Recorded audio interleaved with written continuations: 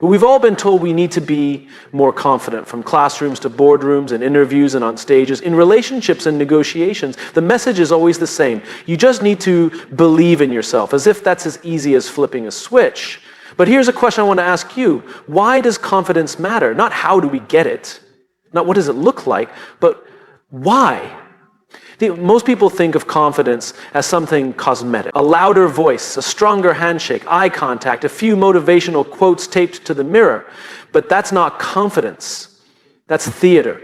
And you and I both know that what's rehearsed can be repeated, but it can't be trusted. True confidence doesn't begin with posture, it begins with purpose. Real confidence is not the result of pretending you know everything. It's the outcome of knowing why you're doing anything. I once sat with a young entrepreneur, brilliant guy, had a great idea. He came to me after a pitch meeting that had completely fallen apart. He was shaken. I asked him, what happened in there? He said they didn't buy it. They kept questioning everything. And halfway through, I started doubting it myself. I asked him one question, why do you believe in this idea? And he paused, and then he said, because I think it could work. I told him that's not a reason to believe, that's a reason to hope. You see, confidence that's based on outcome is fragile. It shatters the moment things don't go your way. But confidence based on belief in something bigger than the moment, bigger than yourself, that kind of confidence is unshakable. That's the kind that endures. Think about the people we admire the most, the leaders we trust, the ones who walk into a room and don't need to say a word before we feel their presence. It's not their suits, their resumes, or their charisma. It's the clarity of their conviction. They know what they stand for, and because they know, we feel safe standing with them. That's why confidence matters, because it's not really about you. It's about how your clarity creates courage in others. It's about trust. It's about service. And I'll tell you something else. The people who have the most authentic confidence, they're not always the loudest. They're not the ones posting the most or talking the most or showing off the most. No, usually they're the quiet ones. The ones whose actions speak for them. The ones who don't need to prove anything because their purpose already is something.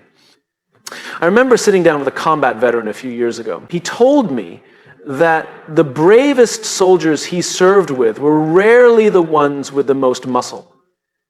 It was the ones who had the most clarity. They knew exactly why they were there.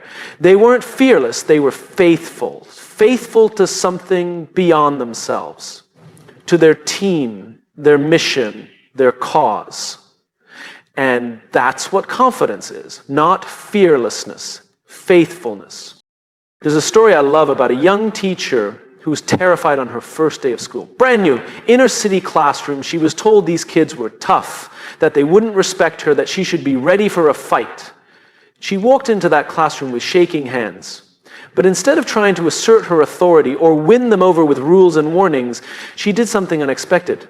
She wrote one question on the board, why are we here? The kids didn't answer right away, but then slowly they started talking. And it wasn't about grades or exams. It was about their lives, their dreams. One kid said, to prove people wrong. Another said, to survive. Another said, to find out if I matter. The room changed. And so did she.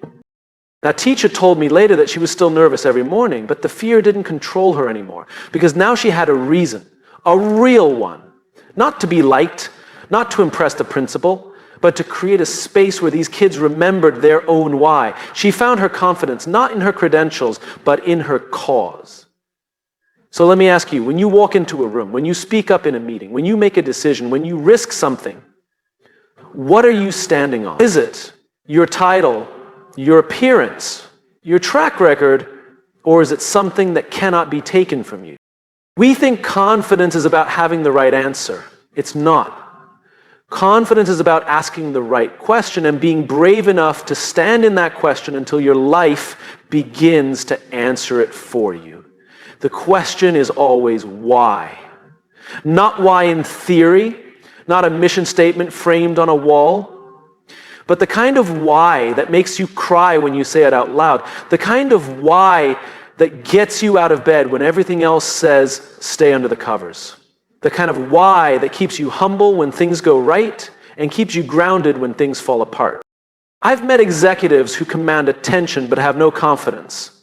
And I've met janitors who walk with the dignity of kings. The difference isn't talent. It isn't status. It's whether or not they've decided to live for something that matters. Confidence is not the voice that says, look at me. It's the presence that says, I see you. It's not bravado. It's belief. It's not noise. It's knowing. And the only way you get that knowing, the only way you create the kind of confidence that doesn't crack under pressure, is to begin with one honest, sometimes difficult, but always essential question. Why are you here? Start there. Start with why. We have this myth that confidence is something people are born with. That some people just have it, like it's coded into their DNA. You've heard it, right? She's just naturally confident. He was always like that. But let me ask you something. If confidence is a trait, fixed and inherited, why does it disappear when life falls apart? Why does it crack under pressure? Why does someone who was once confident suddenly question everything? That's because confidence is not a trait. It's not permanent. It's not given. Confidence is a practice. It's built, not born. And more importantly, it's built daily. Think of it like this. Nobody walks into a gym for the first time and lifts 300 pounds. Strength doesn't work that way. It takes reps, struggle, discipline. You don't gain confidence by waiting for the moment when you feel ready. You gain confidence by moving even when you're not, by taking the step before you know where it's leading. I once spoke to a woman who had just finished her first marathon. She was 52. She wasn't an athlete. She had never run more than a mile in her life. And I asked her, when did you start feeling like a runner? And she said, the first time I ran in the rain. I laughed a little and asked her what she meant. She said, anyone can run when it's sunny and perfect. But that day, it was pouring. Everything in me said, stay inside. But I ran anyway. That's when I knew I wasn't just doing this, I was this. That's practice. Confidence comes from the moments when you move forward even when it's uncomfortable, when you show up even when it's inconvenient, when you speak even when your voice shakes. It's not the absence of doubt, it's the decision to act in the presence of it. I remember a leader who told me that the turning point in his career didn't come when he landed the promotion or when the numbers finally went up. It came when he told his team, I don't have all the answers. For years, he believed his job was to have it all figured out. But what he learned and what changed everything was that his people didn't need perfection. They needed presence. And when he stopped pretending, they started trusting. That's when confidence showed up. You see, we confuse perfection with power. We confuse performance with presence. But confidence isn't a show. It's a signal. It signals to the people around you, I'm here, I'm honest, I'm trying. That's powerful because it invites others to do the same. And that's why confidence is something we practice. Not because we'll ever do it perfectly, but because every time we practice, we grow. Every time we lean into the discomfort, we build a kind of inner muscle. Every time we honor our word to ourselves, whether it's waking up when we said we would, making the call we were afraid to make, or finishing the thing we wanted to quit, we are wiring trust. And confidence is at its core a form of self-trust. That's the part we forget. Confidence doesn't begin when people believe in you. It begins when you believe you'll show up for yourself no matter what. There's a reason athletes train in all conditions. Not just when the weather is good, not just when the cameras are on. Because if you only perform when the circumstances are perfect, you'll never be ready when it counts. Confidence works the same way. It's not what you do when people are watching, it's who you are when no one is. And yet, most people wait. They wait for the right moment, the right mindset, the right level of clarity, the right version of themselves. But here's the truth. Confidence doesn't come before the leap. It comes because of it. There's a story I'll never forget about a young woman who was terrified of public speaking. Her hands would shake, her stomach would twist, her voice would go dry, but she knew she had a message to share. So she made a deal with herself. She would give one short talk every week for a year, no matter how small the audience, no matter how much she stumbled. And she did. The first one was awkward. The fifth wasn't much better. But by week 20, something changed. She told me, I stopped performing and I started connecting. She didn't wait for confidence to appear. She practiced it into existence. And that's the message I want you to hear. Confidence is not an achievement. It's a habit, a daily one. It's not about how loud you are. It's about how consistently you keep showing up. Confidence is built when you do hard things without needing to be the best. When you speak the truth without needing applause. When you take responsibility even when it would be easier to run. That's what makes it unstoppable. Because when confidence is a trait, you're always afraid to lose it. But when it's a practice, you know how to rebuild it. So if you're waiting for the nerves to disappear, for the path to be clear, for the voice inside to sound stronger, I want you to stop. I want you to start wherever you are. Say the thing. Raise your hand. Apply. Apologize. Try again. You don't need to feel brave to act brave. You just need to act. And then do it again. And again. That's how it works. One step, one rep, one moment of discomfort at a time. Confidence isn't given to the chosen few. It's practiced by the persistent many. So go practice. Everywhere you look, someone is offering a list. 5 steps to boost your confidence. 10 hacks to overcome fear. 3 rules for self-belief. And don't get me wrong, steps have their place. But steps without story don't stick. If confidence was just about instructions, we'd all be walking around with unshakable self-belief. We've had the tips. We've read the books. We've seen the motivational posts. Say, why isn't it enough? Because we don't change when we're told what to do. We change when we're reminded of who we are. You want someone to believe in themselves? Don't tell them what to do. Show them who they've been. Remind them of the moment they stood up when it was hard. Remind them of the time they said yes, even while afraid. Tell them a story that sounds like their story, and suddenly something clicks. Not because you gave them a map, but because you gave them a mirror. We're wired for narrative. Our brains, our hearts, they lean in when a story begins. We listen differently. We remember differently. Most of all, we feel differently. And confidence doesn't grow through logic. It grows through meaning. Meaning comes from experience. Experience becomes unforgettable when it's shared through story. I once sat with a young manager who told me he was struggling to lead. He said his team didn't respect him, that he felt small in every meeting, that no matter how many articles he read or advice he took, he couldn't shake the feeling that he didn't belong. So I asked him, tell me about a time when you felt proud to be part of something. He paused, then he said, my first job was in a coffee shop.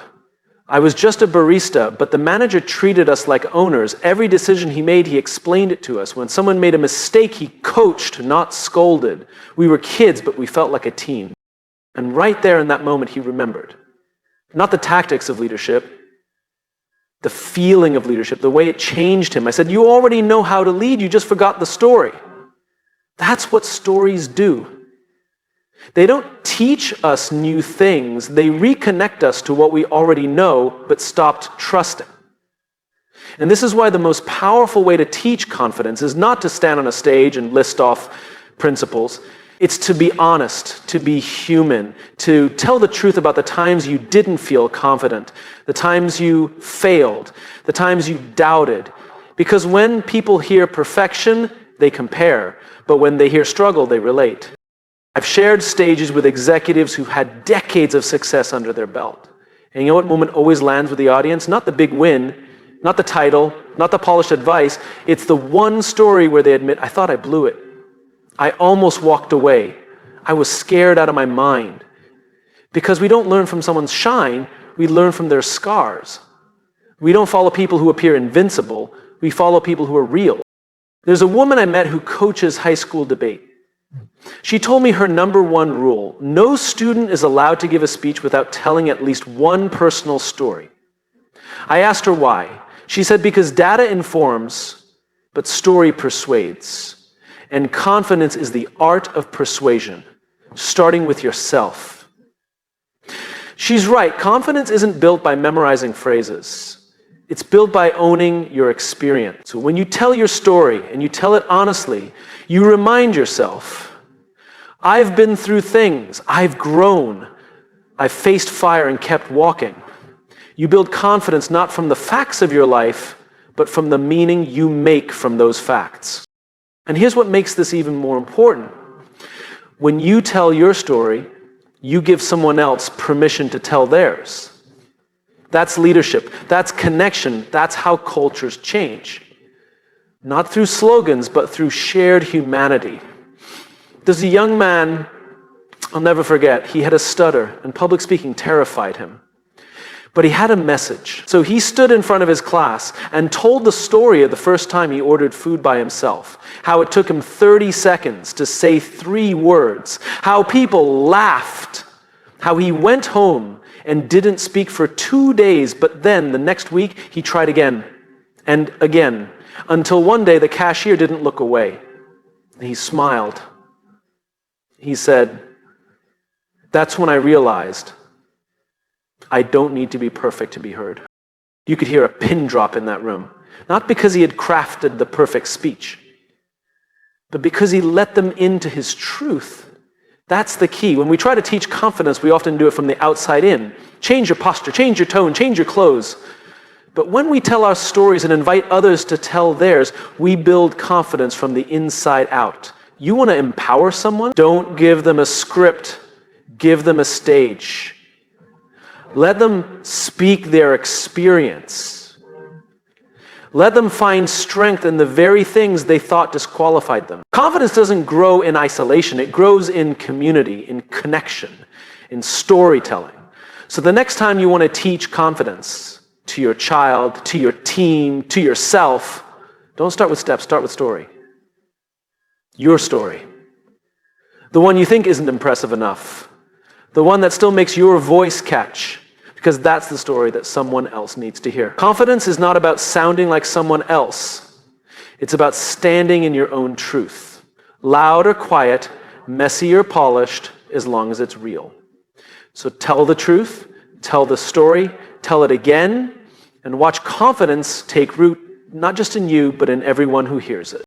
We live in a world obsessed with answers. We idolize certainty. We admire people who know what they're doing. And so when someone struggles with confidence, our instinct is to rush in with advice, to solve their discomfort with instruction, to fix their fear by telling them exactly what to do.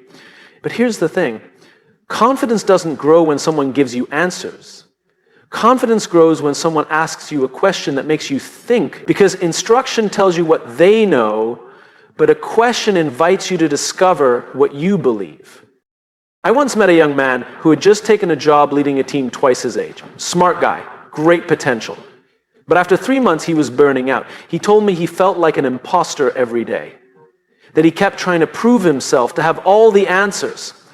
I asked him, why do you feel like you need to be the smartest person in the room? He looked at me, confused at first. Then he said, because if I'm not, they won't respect me. I said, what makes you think respect is based on knowing everything? He paused. Because that's how I was trained. That's how I saw my last manager act. I didn't give him advice. I didn't correct him. I just kept asking. And as we talked, he realized the real source of his anxiety wasn't the job. It was the belief that he wasn't allowed to be curious, only certain. That's what questions do. They don't change your circumstances. They change the way you see yourself inside them. Confidence isn't about having fewer questions. It's about being less afraid of them. I remember hearing about a teacher who started every semester with one phrase written on the board. What do you wonder about? Not what do you know, not what are your goals, but wonder. And she said it changed the way her students showed up.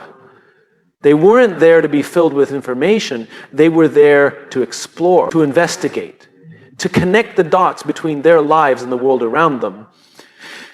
That space where curiosity replaces performance, that's where confidence starts to breathe.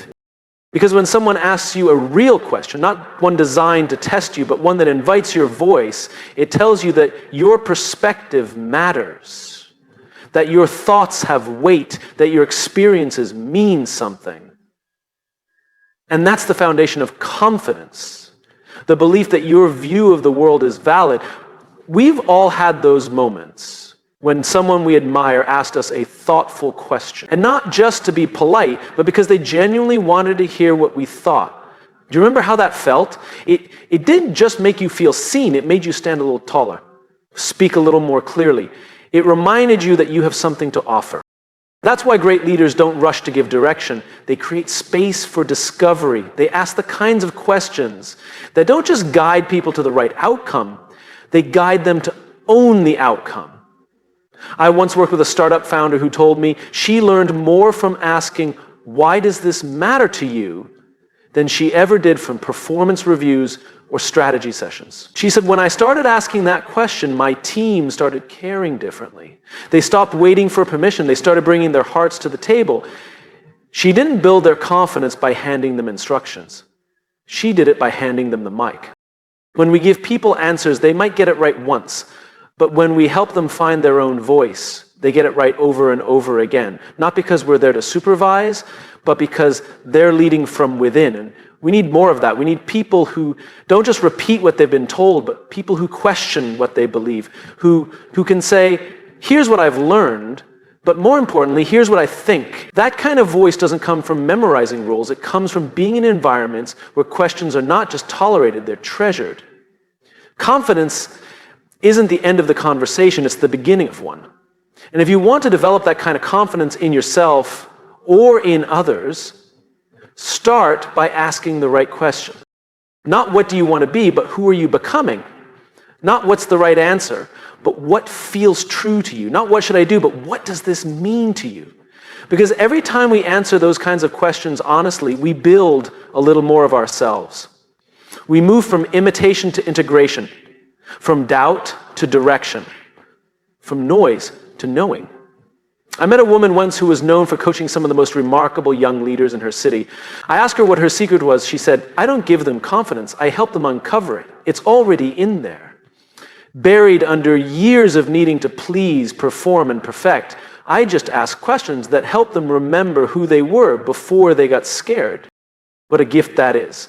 And maybe that's the most powerful truth of all. Confidence isn't something we teach to people. It's something we draw out of them with curiosity, with respect, with the kind of presence that says, "I don't need you to impress me.